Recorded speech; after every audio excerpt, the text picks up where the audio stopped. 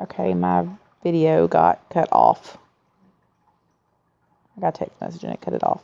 I hate that. Anyway, so they helped me. They gave me my medicine. It took care of it. Finally, I got in a room.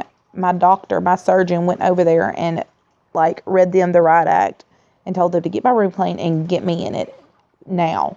And so he went over there, and when I got over there, he was still over there making sure that I got my room. An amazing surgeon. Like I said, he's awesome. So I got my room, and I had a lot of breathing treatments and antibiotics and all the stuff they give you after surgery. Great. At 11 o'clock, they took me down to do the leak test. You have to drink that stuff and everything. I was drinking water throughout all this time. It was fine. That stuff didn't bother my stomach. I guess the good pain meds were helping out. Everything was good until this morning. I wake up. I was up early, walking the halls, and it requires you to do so many laps. And, it really does help. My number one tip is walk. Don't walk too much when you get home, though. It's like I said, my fever went up because I overexerted myself. About 15 minutes is good. Anyway, I walked, and it really, really does help. I didn't feel like walking, I promise you, getting up. But about the second lap, I was like, hey, I can do a couple more of these. It was good. Anyway, this morning, I decided I'd try a little bit of lemonade Crystal Light. And that was the first. I kept worrying that my stomach was numbed, that it wasn't awake after surgery, because every time I drank water, I couldn't feel it. It was like nothing. I was just drinking little sips of ice cold water. I didn't feel nothing hitting my stomach. That Crystal Light this morning, I felt that hit my stomach, buddy. Woo! It burned. I was like, no more of that. No, thank you. And then my tray came in, and it had broth on it, and it was really good. It was like Campbell's chicken noodle soup without anything, just the juice. No vegetables, no noodles, no nothing. Just the broth. And it was really good. It was really tasty. I got about 4 spoonfuls of that, little teaspoon, like a regular soup spoon, fulls down, and I was like, done. I'm full. I'm stuffed, actually. And if I eat another bite, I will be in pain. And they gave me some liquid medicine at that point because they had just taken my IV out, and they were discharging me. And I took that, and that was right there. I could feel it at the bottom of my esophagus. I was like, okay, nothing else is going in. And I've experienced that a few times. I drank about 4 ounces I came home and sipped over a little while of a protein shake, and got about, I think, 4 ounces of it down today so far. And I've been drinking some water, sipping it.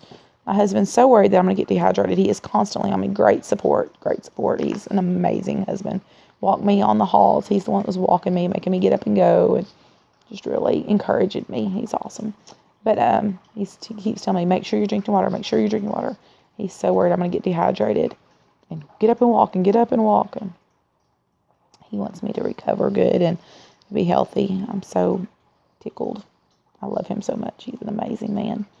But anyway, that's about it. So now I'm sitting in the recliner. Everybody's gone. So that was my kids' play at school. I think I've already mentioned that. And I had to miss it. But thankfully, my dad and Bonus Mom were in town from Texas for my surgery. So they get to go. I think it's the first time they've been to anything at the school of theirs. And the kids were ecstatic that Papa and Juju were going to their Christmas play. So I'm happy for them. The stats, my highest weight I've ever been was last year, 269, and I had lost some.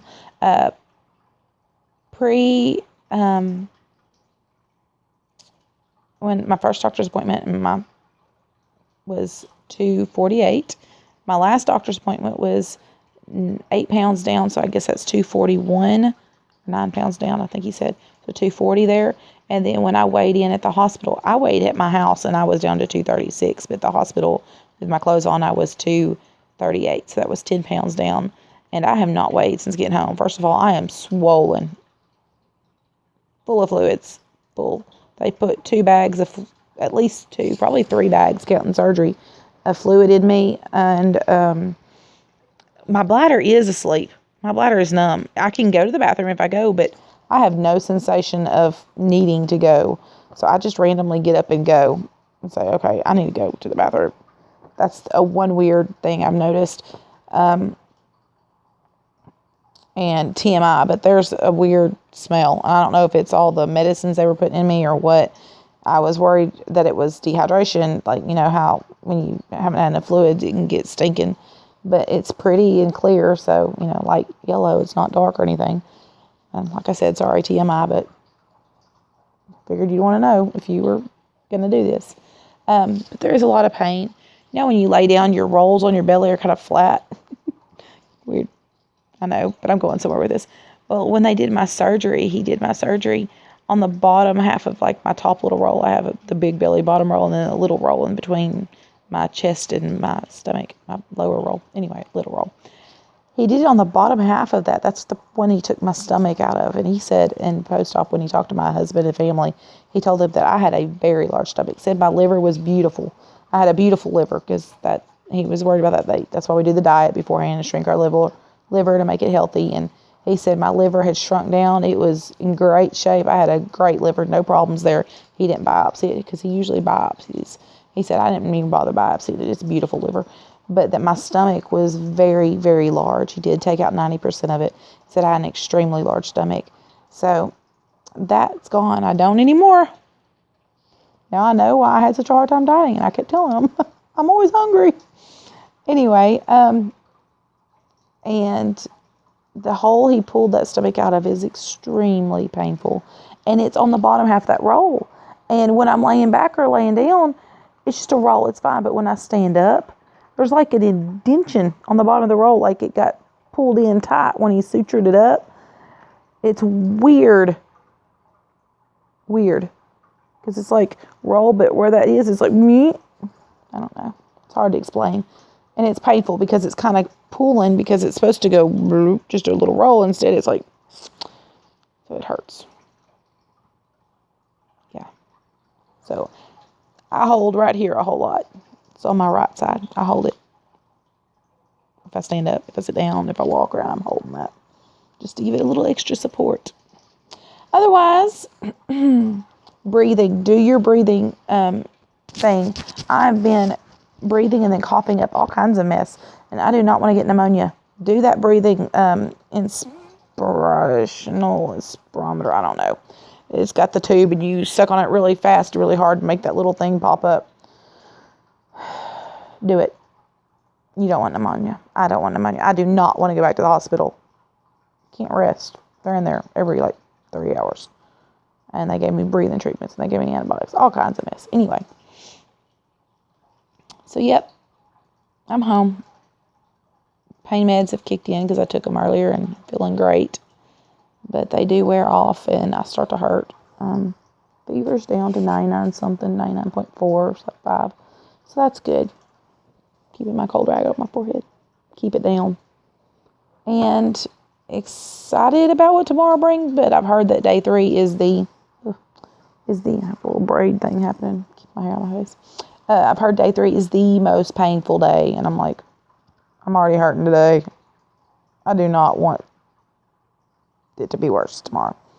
But you know what? Then after that, it gets better, and that's what I'm ready for, the better part. Anyhow, sorry for this poor video quality. All my lights are off because they turned them off when they left so I could rest in the recliner, which I appreciate very much. Rest. And if you hear water in the background, it's my turtle tank. My aunt bought my daughter's a turtle 2 years ago. It was this big. Now Sparkles is huge. She's in a 40-gallon tank. Can't really see her, I don't think. Oh, yeah, you can see her kicking around. She's pushing around a thing. She loves to play with all her tank toys that are in there.